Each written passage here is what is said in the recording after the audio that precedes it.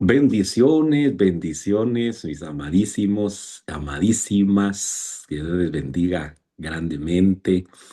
Deseo que estén bien, muy bien. Bueno, se les ve bien, gracias a Dios. Hasta más jóvenes creo que están, gracias a Dios. Qué bendición poder verles. La dicha que el Señor me concedió con algunos de ustedes de haberles tenido de cerca, ¿verdad? Yo digo cómo nosotros tenemos una comunión con Dios, diría yo, perdón, con todo respeto, basándonos en la fe. Cada vez que nos reunimos, estamos conscientes de que el Señor está presente, ¿verdad? Es decir, la fe es un poder extraordinario, ¿verdad? Que nos permite creer en lo que no vemos. Es algo muy lindo, ¿verdad? Creer en lo que no vemos. Pero lo vamos a ver. Es una promesa extraordinaria que nos da una gran esperanza, porque la escritura dice, ¿verdad? El que tiene esta esperanza, ¿qué esperanza? Que cuando Él se manifieste, le veremos tal como Él es y nosotros seremos semejantes a Él. O sea, son dos cosas que nos van a suceder. Vamos a alcanzar la semejanza de Cristo, pero no solo eso, en esa condición, en esa estatura, lo vamos a poder ver tal como Él es. Eso significa que en la medida que nosotros vamos alcanzando la semejanza de Cristo, en esa medida lo podemos ir conociendo también a Él, ¿verdad? Pero de momento, de momento, tal vez todavía estamos como Job, ¿verdad? De oídas te había oído, pero llegará el momento en que diremos, pero ahora mis ojos te ven. Qué lindo que lo podamos ver a nuestro Señor. Algunos de los profetas que tuvieron tal privilegio, ¿verdad? Como Isaías, que escribe en el capítulo 6 de su libro, ¿verdad? En el año de la muerte del rey Usías, yo vi al Señor. Y empieza a describir, ¿verdad?, cómo vio el trono alto y sublime y sentado en él, al rey majestuoso. Impresionante eso, ¿verdad? Claro, los apóstoles del Cordero que caminaron con él, aunque mucha gente lo vio sin tener la revelación de que era él. Fíjese que esto es bien interesante porque hay experiencias que uno puede tener sin saberlas. Bueno, la escritura dice, muchos sin saberlo hospedaron ángeles. Eso quiere decir que esos ángeles guardaron su gloria. Es decir, en un cuerpo que les sirvió de velo, ocultaron la gloria, porque los ángeles son portadores de una gloria. Eso lo describe la palabra, la escritura. A veces aparecen en escena en la escritura ángeles que no ocultan su gloria y que tienen un gran resplandor y de un tamaño enorme, pero la capacidad que tienen los ángeles es un poder extraordinario que se pueden presentar en forma humana, y por eso es de que muchas veces en la escritura, cuando se habla de ángeles, se confunde con hombres. Por ejemplo, hubo un ángel que se le presentó a la esposa de Manoa, la madre de Sansón. Pero cuando ella lo describe, dice, un hombre vino y me dijo esto, esto y esto. Entonces se presentó como hombre, pero era un ángel. Y ella lo identificó como un hombre de Dios. Claro, tenemos ese tema, yo creo que ya lo platicamos en alguna oportunidad del Ministerio Angélico. Y si no lo hemos platicado, lo tenemos que platicar definitivamente, porque hay una relación entre los ministros primarios y los ángeles. Impresionante. Y esa es una de las explicaciones que hay de por qué el mismo Señor Jesucristo le dice al apóstol Juan en Apocalipsis, escríbele al ángel de la iglesia. Pero realmente le estaba diciendo, escríbele al pastor de la iglesia, ¿sí? Pero el Señor Jesucristo le dijo, escríbele al ángel de la iglesia. Interesante, ¿verdad?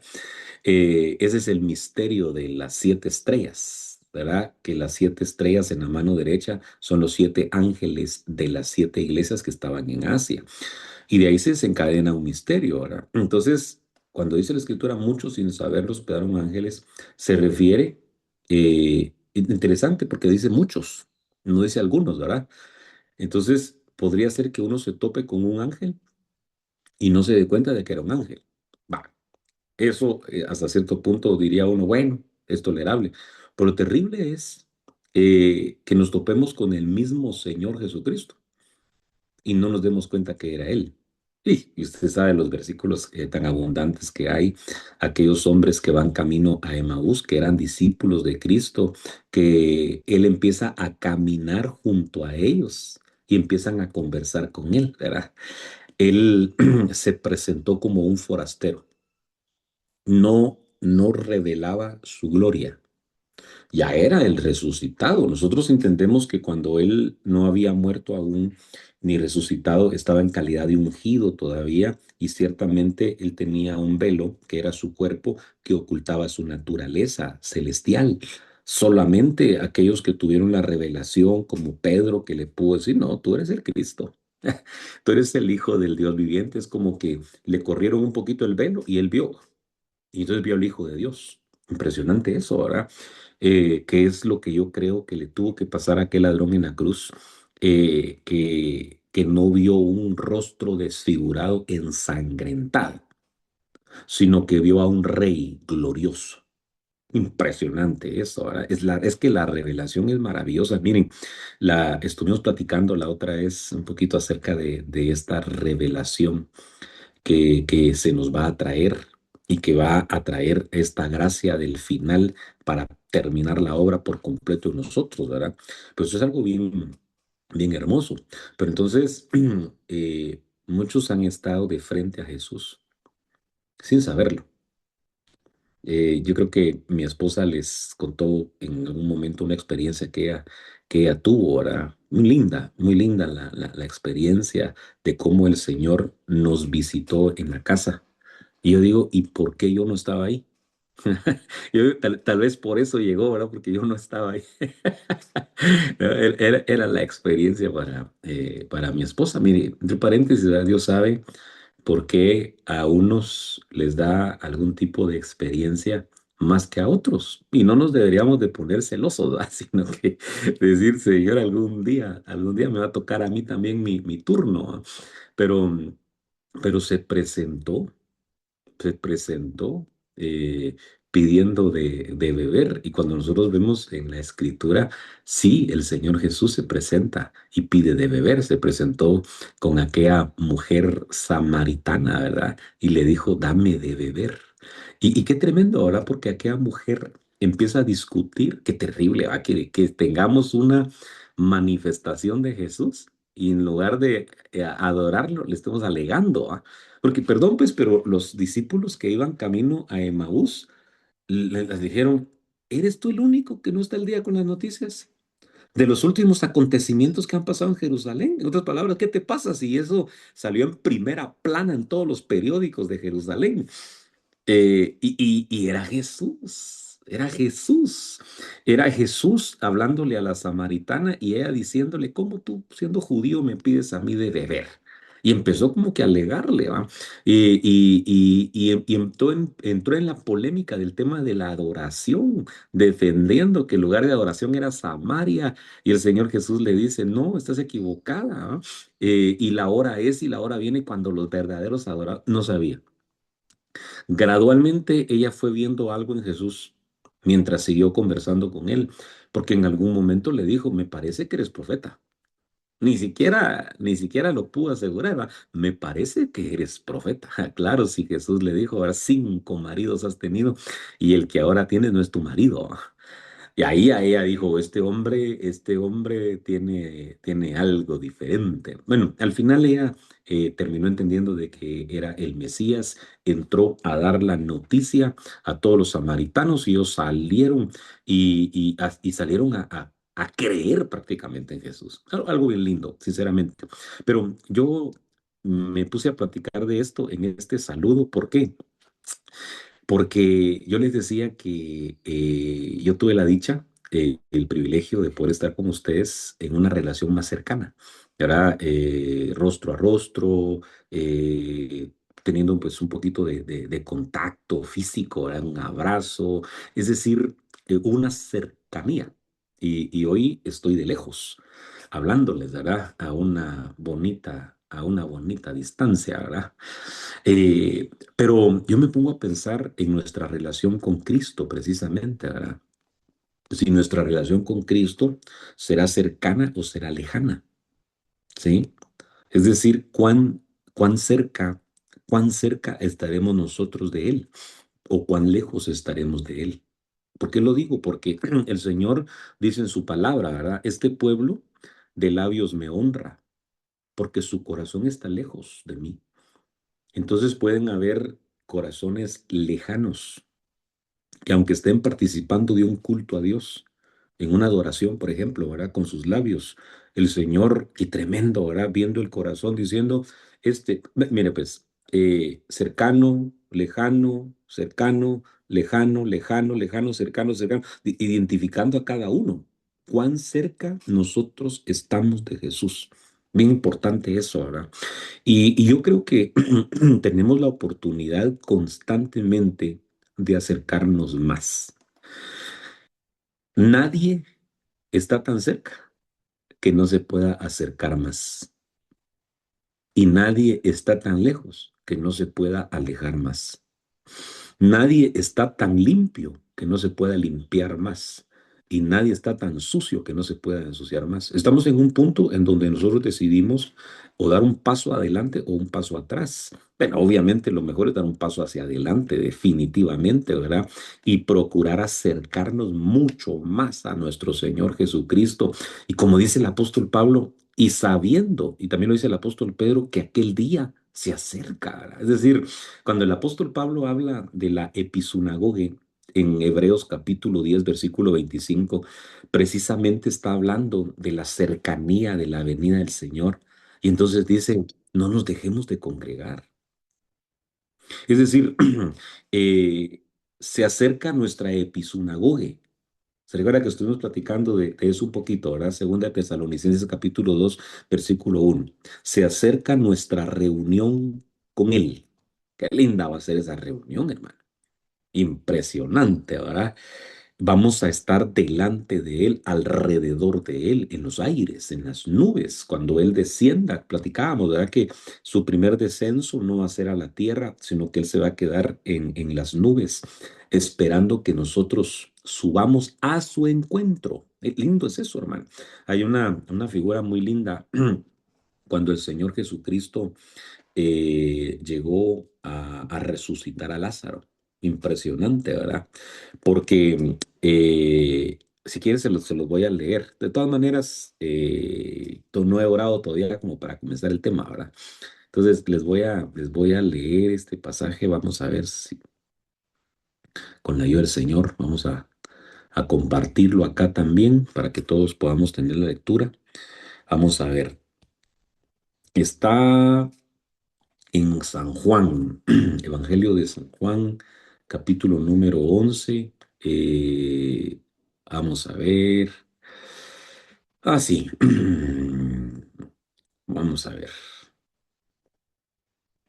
Ujú. Aquí está.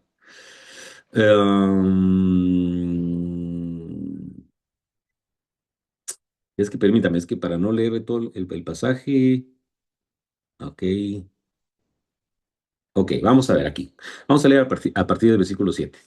Aquí se enfermó Lázaro y entonces el Señor no está en el lugar en donde Lázaro va a morir. Y entonces le dice el Señor a sus discípulos, versículo 7, San Juan 11:7. Luego, después de esto, dijo a sus discípulos, vamos de nuevo a Judea. Perdón, me voy a adelantar otro poquito, mire, pues. Aquí está, versículo 14. Entonces Jesús por eso les dijo claramente, Lázaro ha muerto.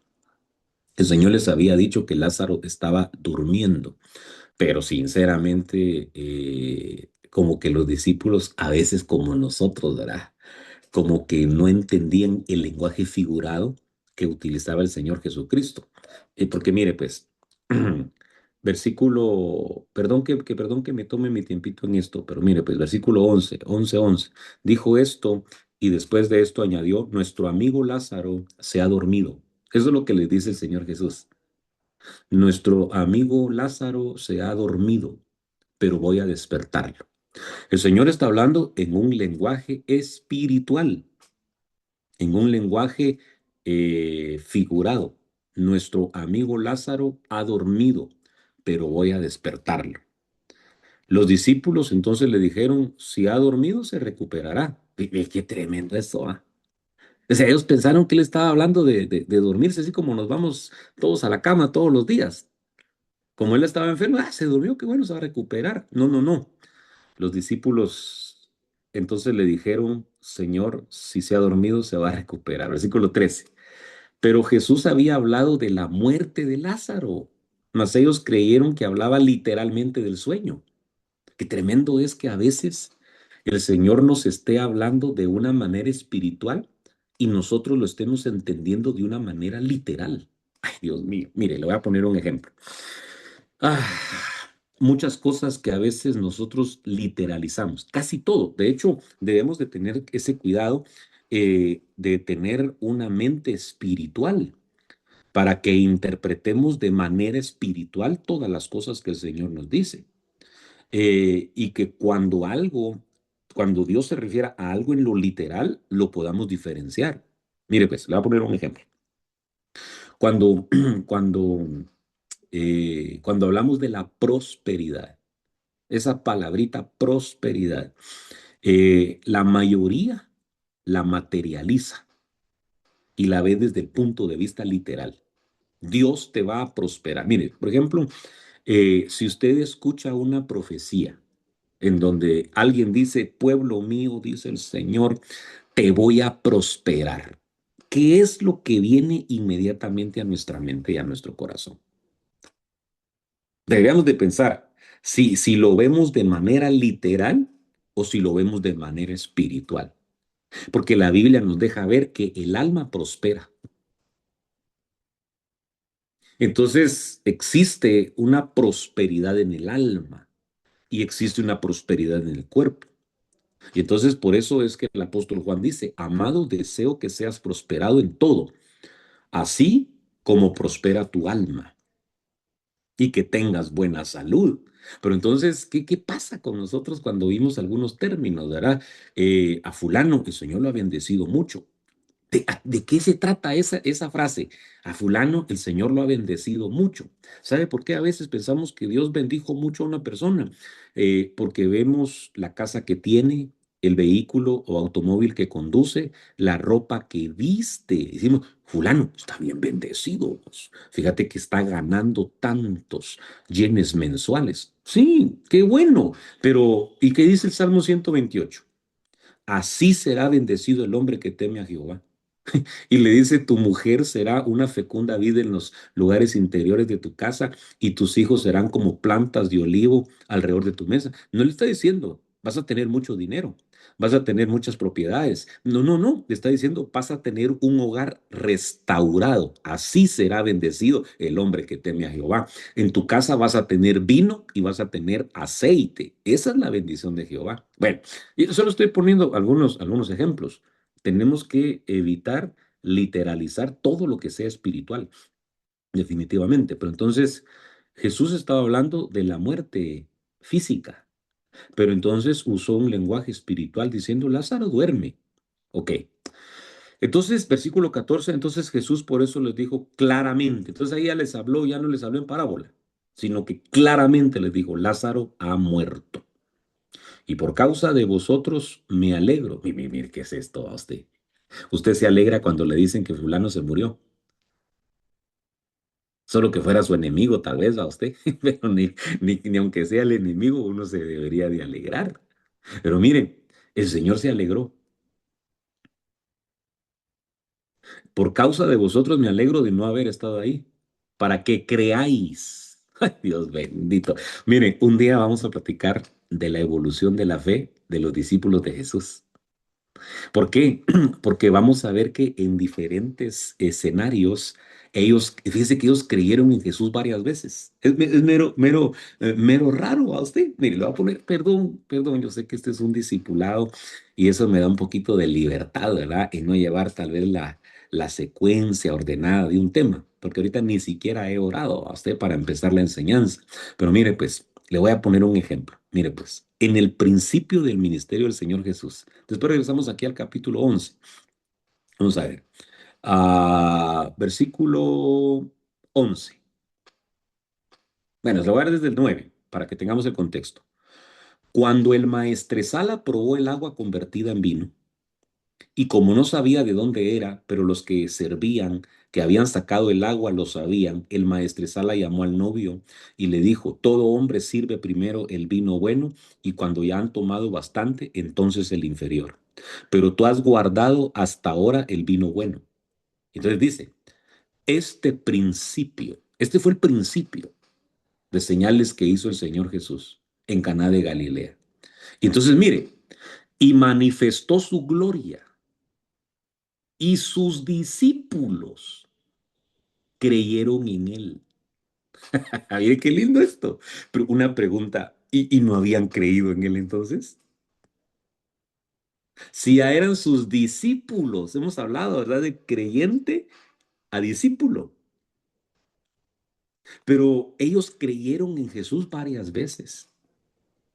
Otro evento, y perdón que no se lo busque en este momento, porque como este no es el tema central, pero mire, cuando el Señor Jesús, en medio de aquella tormenta, cuando ellos iban a la tierra de los Gadarenos, y el Señor se durmió en la barca y entonces estalló aquella tormenta en medio del mar y las olas cubrían la barca y ellos se aterrorizaron, se llenaron de pánico pensando que iban a perecer y entonces el Señor se levantó y reprendió los vientos y vino una gran calma. Ahí sus discípulos creyeron en él. Entonces, varias veces creyeron en él. Entonces su fe iba creciendo, su fe iba aumentando en cada una de las manifestaciones, porque una de las cosas que, fíjese, pues, aquí dice que manifestó su gloria. ¿De qué manera manifestó su gloria? Cuando transformó el agua en vino. Y eso les produjo a ellos fe. Creyeron en él, dijeron, este tiene poder para transformar el agua en vino. Pero cuando ellos vieron que el Señor le habló al mar, a las olas y a los vientos, y le obedecieron. Fíjense que ellos creyeron, pero ellos preguntaron, ¿y quién es este? Es decir, ¿con quién andamos? ¿Con quién nos sentamos a comer todos los días? ¿Quién es este que hasta la mar le obedece? ¿Qué poder tiene este? Entonces, ese poder no lo habían visto.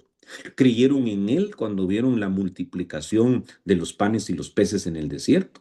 Entonces, tú vas creyendo, yo voy creyendo en él, en la manifestación de su bendita gloria. Y entonces la fe va creciendo, va en una evolución. Ok, ahora volvamos otra vez a donde estábamos. Vamos a ver, estábamos en San Juan capítulo 11 aquí. Ok,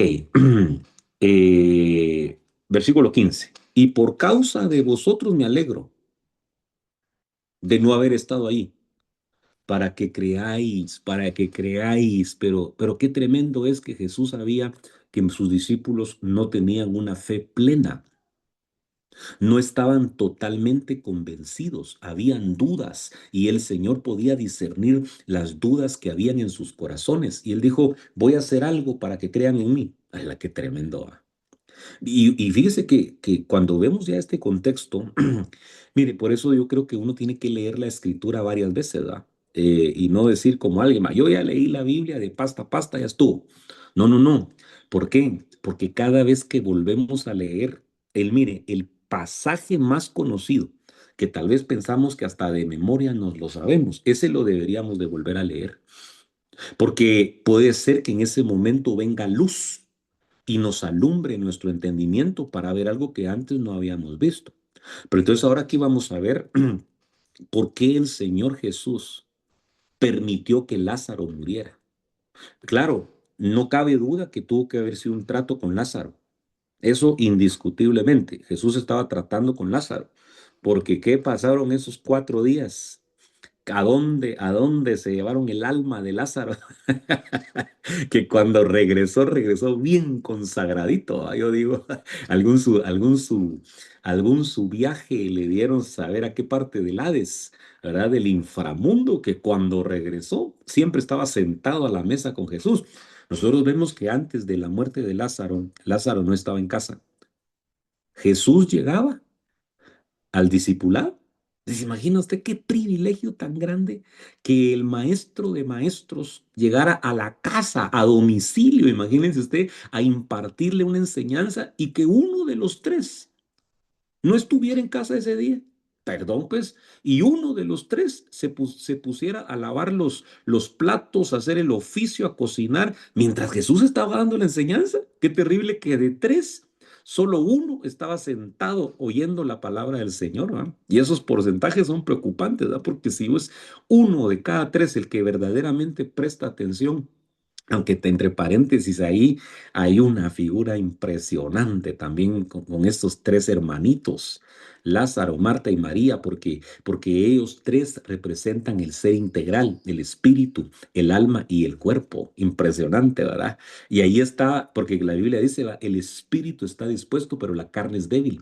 Entonces, María en ese caso representa a un espíritu dispuesto a oír la palabra de Dios, ¿verdad? Marta representa un alma en conflictos y Lázaro representa un cuerpo que representa la carne que no quiere nada, que no quiere nada. Bueno, entonces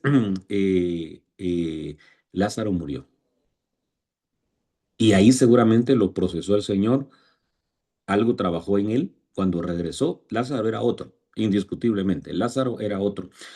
Tuvo su trato el Señor con Marta en este proceso, tuvo una conversación con ella, tuvo su trato con María, pero el Señor también estaba trabajando en el corazón de sus discípulos, porque Él dice acá, y por causa de vosotros me alegro de no haber estado ahí. En otras palabras, porque si hubiera estado ahí, seguramente no lo dejo morir, lo hubiera sanado, pero a propósito no quise estar ahí para que ustedes puedan creer en mí. En otras palabras, el milagro que voy a hacer con Lázaro es para que ustedes crean en mí. Ok, pero miren, yo me vine acá a este pasaje porque le quería mostrar algo en relación a nuestra reunión con Cristo. Porque yo le estaba diciendo anteriormente que cuando el Señor se manifieste en secreto, no desciende directamente a la tierra, sino que se queda en los aires, esperando que nosotros subamos a su encuentro. Y pero entonces aquí nosotros podemos ver que va a haber una resurrección, ¿sí? Que va a haber una resurrección de los muertos, porque entonces aquí Lázaro representa a una parte del cuerpo de Cristo que muere y que va a resucitar. Dice que interesante, ¿verdad? Pero que antes de ese evento, que entre paréntesis, no es la resurrección de las primicias, sino que es una resurrección posterior, ya cuando el Señor Jesucristo venga a la tierra. Porque entonces aquí sucede lo siguiente, mire pues, y se lo voy a leer, se lo voy a ir explicando. Entonces, vamos pues. Versículo 17. Llegó pues Jesús y halló que yacía 4 días que estaba en el sepulcro. Betania estaba cerca de Jerusalén como a 3 kilómetros, y muchos de los judíos habían venido a casa de Marta y María para consolarlas por la muerte de su hermano. Entonces, fíjese pues, Jesús no ha llegado todavía. Jesús no ha llegado a Betania. Ok, versículo 20. Entonces Marta, cuando oyó que Jesús venía. Ese es el mensaje que estamos predicando ahorita, que Jesús viene. Y hay una iglesia que es como Marta, que tiene que oír que Jesús viene. Entonces, mire, fue a su encuentro. ¡Qué lindo esto! Porque entonces ella salió a recibirlo, ella salió a encontrarlo, no esperó de que él llegara a Betania, sino que ella se enteró que él venía y entonces ella salió a recibirlo. Entonces, eso es una figura bien linda, hermano. Esa es una figura bien linda. Porque esos tres personajes representan tantas cosas, son como que una parábola gigantesca. Entonces, ahorita ya no piense usted en aquella Marta afanada, enojada, que alegaba porque la dejaban servir sola. No, no, no. Piense ahorita que esta Marta representa una iglesia que cuando oye que Jesús viene, sale a recibirlo, sale a su encuentro. Entonces, esta mujer representa, acuérdense que hay dos grupos. Lo leímos, lo estuvimos enseñando en Primera de Tesalonicenses capítulo 4 versículo 16 en adelante, cuando dice que el Señor mismo descenderá del cielo con voz de mando, con voz de arcángel y trompeta de Dios. Y entonces dice, número uno, los muertos en Cristo resucitarán primero. Número dos, luego nosotros los vivientes que hayamos permanecidos, eh, eh, seremos arrebatados juntamente con ellos en las nubes. Entonces hay dos grupos. Marta y María representan estos dos grupos que se encuentran con Jesús. Pero qué tremendo porque hay un orden. Primero resucitan los muertos y luego viene precisamente los vivientes a juntarse con ellos. Entonces, mire, pues, entonces Marta cuando oyó que Jesús venía fue a su encuentro, pero María se quedó sentada en casa. Entonces sale al encuentro de Jesús Marta, Padre bendito. Porque entonces Marta está representando a las primicias de los que habían dormido y que cuando oyeron el sonido de la trompeta despertaron y suben al encuentro del Señor Jesucristo. Entonces, esa es ese turno, este turno de resurrección, de primicias para la parucía de Cristo. Pero entonces ahora ella se encuentra con Jesús. Entonces dice el versículo 21, y Marta dijo a Jesús, Señor, si hubieras estado aquí, mi hermano no hubiera muerto. Y aquí el Señor le dice, tu hermano resucitará. Fíjese qué tremendo, ¿ah? Entonces hay una parte que está allá todavía en el sepulcro y que el Señor también nos va a resucitar, pero son otro grupo. Y Marta le contestó, yo sé que resucitará en la resurrección en el día final. Muy bien, ok. Voy al versículo 28. Y habiendo dicho esto, se fue. Es decir, ella se encontró con Jesús, lo salió a recibirlo, pero ahora regresa. Y entonces dice, y habiendo dicho esto, se fue y llamó a su hermana María, diciéndole en secreto, el maestro está aquí y te llama. Padre Santo. Esto es algo bien interesante. Porque si Marta representa a ese grupo que despierta al sonido de la trompeta y se encuentran con el Señor Jesús en una parucía, estos que resucitaron vienen en secreto con aquellos vivientes que han permanecido, porque entonces María representa a los vivientes que han permanecido. Por eso dice, los muertos resucitarán primero y luego nosotros los vivientes que hayamos permanecido. Entonces, ahora Marta, que representa a esos que durmieron y fueron levantados en ese primer turno, viene en secreto y le dice a María, hey, ya vino el Señor. El maestro está aquí y te llama, te llama. ¡Hala! Mire qué tremendo. Pero entonces el Señor se quedó detenido en aquel lugar. Es decir, como que se quedó en la entrada de Betania, no llegó directamente. Mire, y se lo voy a leer aquí en el versículo 30. Mire, pues Jesús aún no había entrado en la aldea, sino que todavía estaba en el lugar donde Marta le había encontrado. Entonces Jesús venía. Esta es una figura bien linda de la venida de Cristo en secreto. Jesús venía y entonces cuando Marta se enteró que Jesús venía, ella salió a recibirlo, se encontró con él.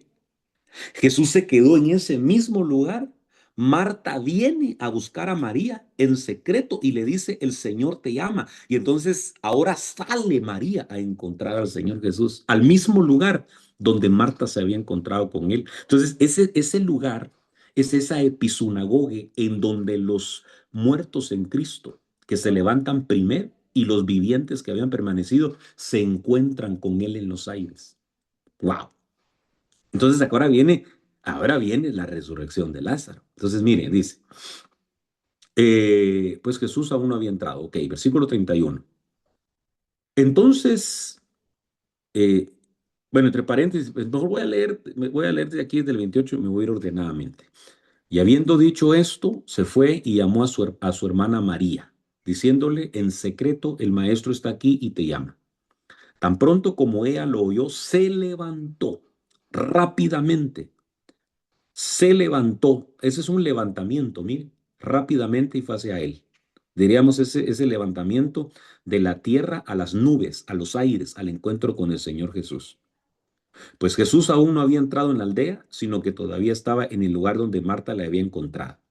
Entonces los judíos que estaban con ella en la casa consolándola, cuando vieron que María se levantó de prisa y salió, la siguieron, suponiendo que iba al sepulcro a llorar allí. Cuando María llegó a donde estaba Jesús, ya vio, ella llegó hasta donde estaba Jesús. Jesús no llegó hasta donde estaban ellos. Jesús se quedó en la entrada de la aldea. Ahí salió Marta primero a encontrarse con él, ahora sale María a encontrarse con él. Cuando María llegó a donde estaba Jesús, al verle se arrojó entonces a sus pies diciéndole, Señor, si hubieras estado aquí, mi hermano no habría muerto. Cuando Jesús la vio llorando y a los judíos que vinieron con ella, llorando también, se conmovió profundamente en el espíritu y se entristeció. Y dijo, ¿dónde lo pusiste? Le dijeron, Señor, ven y ve.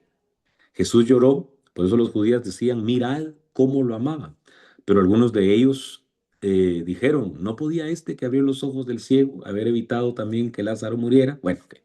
Entonces Jesús, versículo 38, de nuevo profundamente conmovido en su interior, fue al sepulcro. Entonces, mire, esta es la segunda venida de Cristo, manifestación en público. Cuando se presentó solamente a Marta y solamente a María en secreto. Esa es la venida de Cristo en secreto, cuando Él no viene a la tierra, sino que se queda en los aires para que nosotros subamos a su encuentro. Pero ahora Él ya va a llegar al lugar en donde está el cuerpo que va a resucitar. Esa ya es su manifestación pública. Entonces Jesús, de nuevo conmovido en su interior, fue al sepulcro. Era una cueva y tenía una piedra puesta sobre ella. Jesús dijo, quitad la piedra.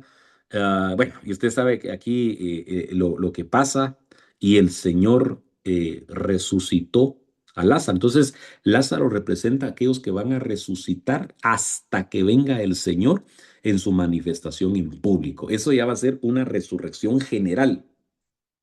Ya no son primicias que van a despertar primero, sino que estos van a despertar después.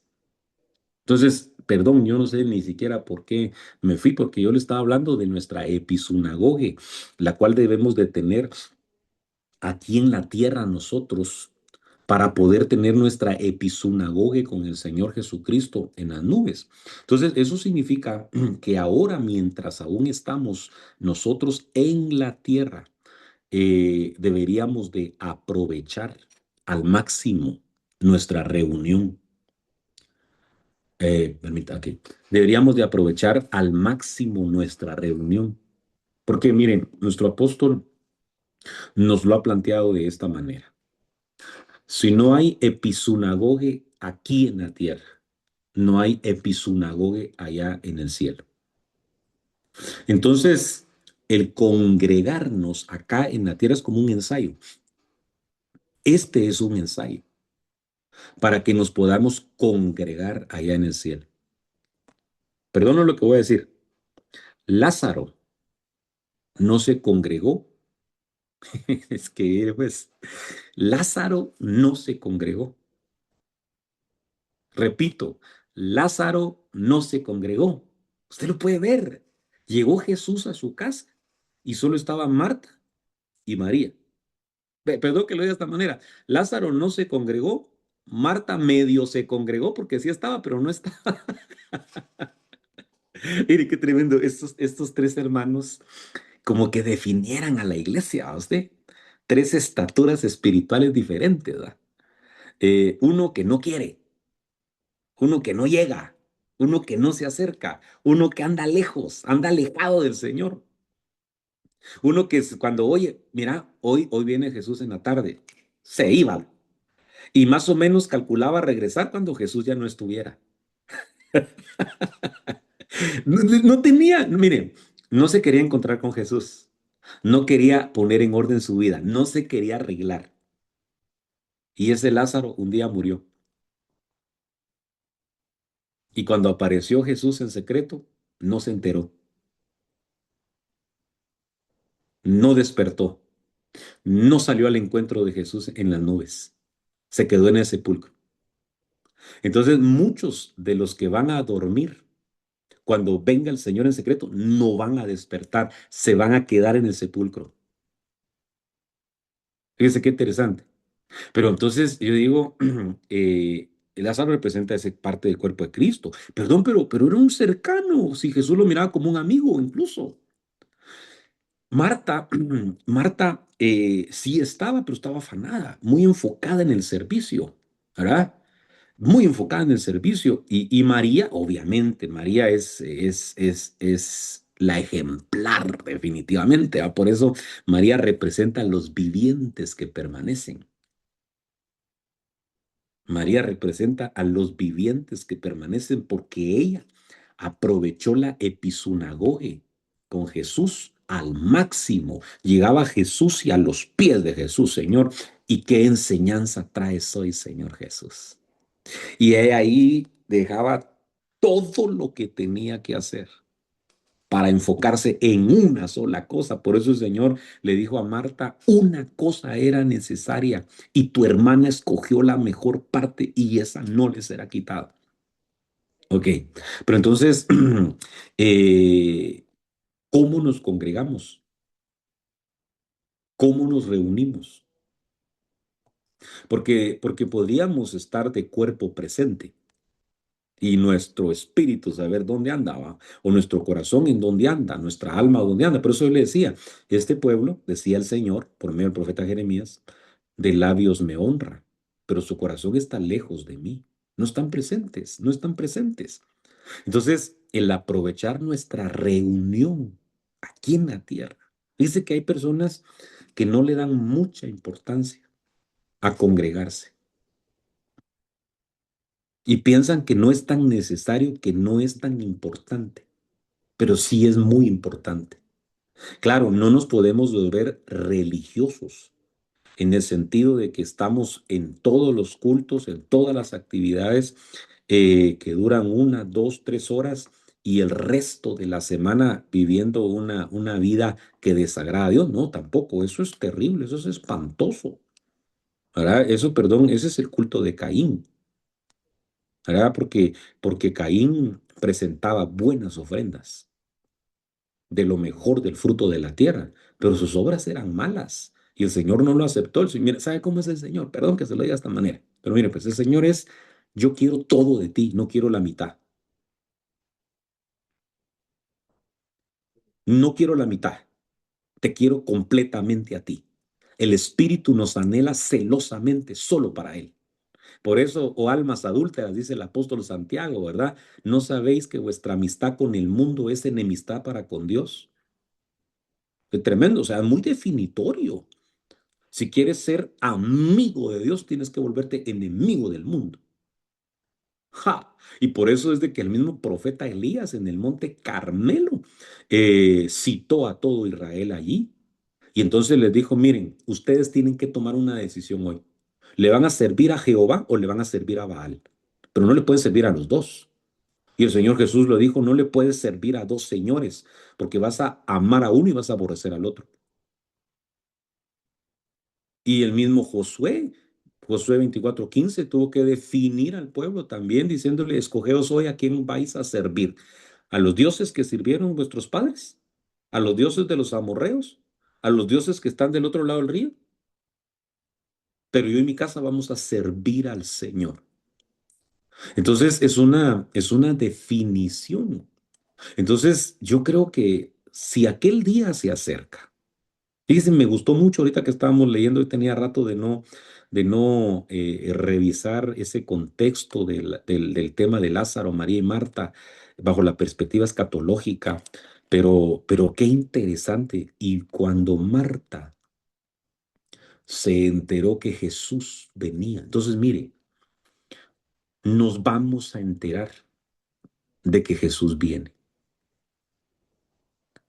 Nos estamos enterando, nos están anunciando que Jesús viene. ¿Qué es lo que tenemos que hacer? Pues que venga, ¿verdad? Aquí lo espero. No, no, no. Marta no dijo así. Salió, se levantó y salió a encontrarse con él.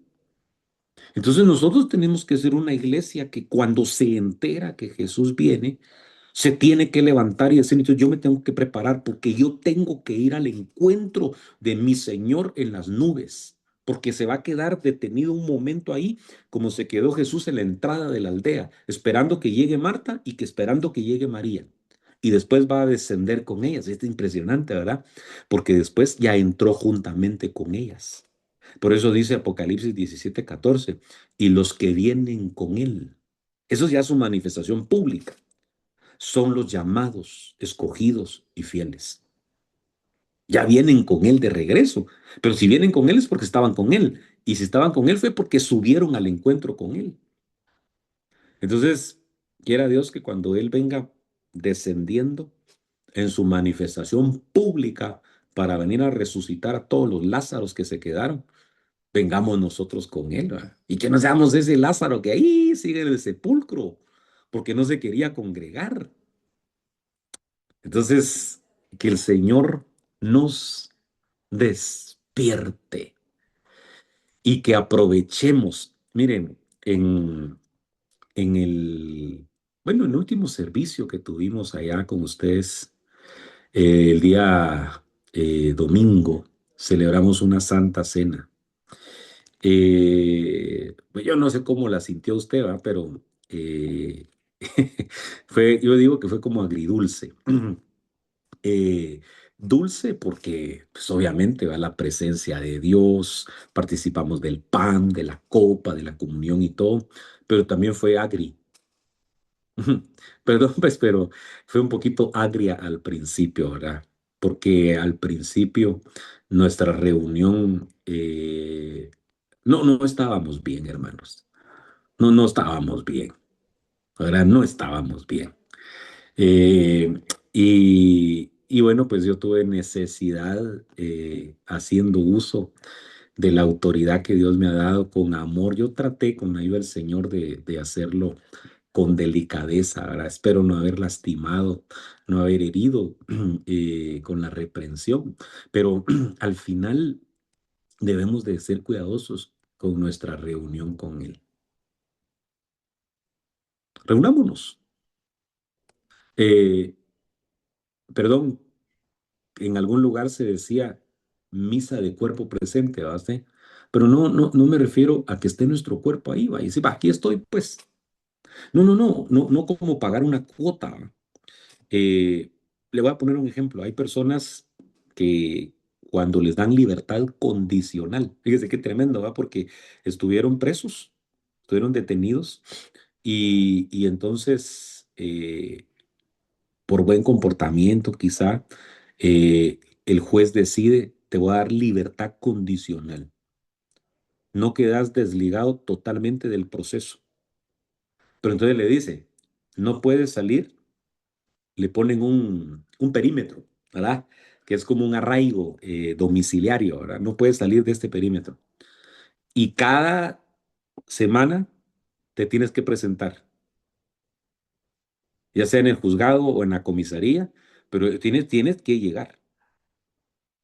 Entonces esa persona no llega porque le gusta, no llega porque quiere, sino que dice, no tengo que presentar, si no me meten otra vez, me mandan de regreso a la cárcel por incumplimiento, ¿sí? porque eso ya lo miran como una falta, ¿no? Entonces, es una libertad condicional. En otras palabras, tenés algunas condiciones. Si no las cumplís, por ejemplo, le dicen, tenés que buscar un trabajo, no podés estar ocioso. Y entonces se tiene que presentar cada semana o cada 15 días, dependiendo del caso, ¿verdad? Se tiene que presentar. Tiene que decir, aquí estoy, ya se presentó, lo anotan en el libro, firma y ¡pum! Se va. Pero qué terrible sería, ¿va? Que nosotros llegamos, "Mano, ya vine, hermano, aquí estoy, ya me anotaron, ah, ya me voy, pues. Ahí le dicen al Señor que sí llegué. A la qué terrible, ¿va? Sí. No, debería de haber, ala, yo digo, el anhelo tan grande que estaba en el corazón del salmista David, cuando dice, bueno, no fue David, perdón, de los hijos de Coré, ¿cuándo vendré y me presentaré delante de mi Dios? Así como el ciervo que brama por las corrientes de las aguas, así clama por ti, oh Dios, el alma mía. Mi alma tiene sed, sed del Dios vivo. Una cosa he pedido a Jehová y esta buscaré, que habite yo en la casa de Jehová todos los días de mi vida, para contemplar la hermosura de Jehová, para inquirir en su templo. Prefiero un día en tus atrios que mil fuera de ellos. Mire qué tremendo, ¿va? Porque cuando habla de los justos, en el Salmo capítulo 92, dice la escritura que el justo florecerá como la palma o la palmera, crecerá como el cedro del Líbano, pero dice, plantados, plantados en la casa de Jehová, en los atrios de la casa del Señor. Ahí permanecerán, ahí crecerán, ahí estarán vigorosos y muy verdes, y nunca dejarán de dar frutos. Entonces, ¿y será que nosotros estamos plantados en la casa de Jehová? Porque plantado significa echar raíz. Plantado significa de aquí no me mueve nadie. Esta es mi casa, este es mi lugar de habitación. Que el Señor lo haga, ¿verdad, hermanos? Que el Señor despierte un anhelo profundo de buscar su rostro, de buscar su presencia, de tener comunión con Él, de tener comunión con los hermanos. Que mire que aunque hagan roce, ¿verdad? Que a veces nos hacemos caras, a veces nos tiramos el pelo, a veces nos ofendemos, a veces pasan cositas entre nosotros, ¿verdad? Que podamos vencer. Mire, que podamos sobrellevar a los débiles, ¿verdad? Que hagamos volver a la descarriada, que busquemos a la que está perdida, que sanemos a la que está enferma. Que no digamos, ay, que cada quien mire cómo sale, ¿va usted? Sino que pensemos, ¿verdad? Fulano no ha venido, fulanita ya no se conecta, ¿qué le pasaría? ¿Verdad? Y que aunque en algún momento caigamos mal, ¿verdad? Diga, "Ay, ya me llamó fulano, ya me llamó la hermana fulana, ya, déjenme en paz, ¿verdad?". Pero en su corazón dirá, pero sí se acuerdan de mí, ¿verdad? Pero no se han olvidado de mí, ¿verdad? Entonces, aprovechemos nuestra reunión, nuestra episunagoge. Platicábamos un poquito de que la palabra sunagoge, que es de donde viene la palabra sinagoga, que eran los lugares físicos de reunión. Entonces, sunagoge significa reunirse. Digámoslo así, es una simple reunión. Es una reunión común. Pero cuando se le añade o se le antepone ese prefijo epi, ahí ya cambia. Porque entonces la sunagoge se potencializa con epi, que significa más allá. Una reunión que va más allá. Necesitamos esa epi. Necesitamos ese potencializador que haga que nuestra reunión vaya más allá. Y eso tiene que ver con el Salmo 133. Mirad cuán bueno y delicioso es habitar los hermanos juntos. Mire, habitar los hermanos juntos es sunagoge, pero en armonía, eso es epi. Entonces, juntos en armonía sería episunagoge. Ahí desciende el aceite, ahí desciende el rocío, ahí envía Jehová la bendición y la vida eterna. Entonces, hermanos, yo bueno, no tengo pena porque estamos aquí en familia y en confianza. Va a decir, Dios mío, ni siquiera hice la oración inicial, ¿verdad? Sino que me quedé en el saludo y en los pensamientos que fueron viniendo al respecto, ¿verdad? Pero el Señor sabe por qué permitió que se diera de esta manera esta reunión en torno a Él. Así que quisiera dejarlo acá por razón del tiempo. Yo sé muy bien, hemos finalizado. El Señor les bendiga y primeramente Dios nos vemos el próximo sábado. Perdón que el sábado pasado tuve que suspender la actividad, pero gracias a Dios ya pudimos hoy reanudar y de aquí en adelante, primero Dios, ya no tengamos que suspender. Amén. Así que hasta pronto. Que tengan una bendecida noche, bendecido día y bendecida tarde. Cada uno según su horario, ¿verdad? Hasta pronto.